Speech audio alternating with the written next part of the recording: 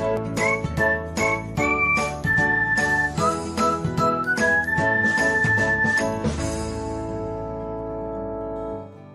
everyone, welcome back to another episode of Technologyglance. Today, in this video, I am going to guide you through how you can allow login online.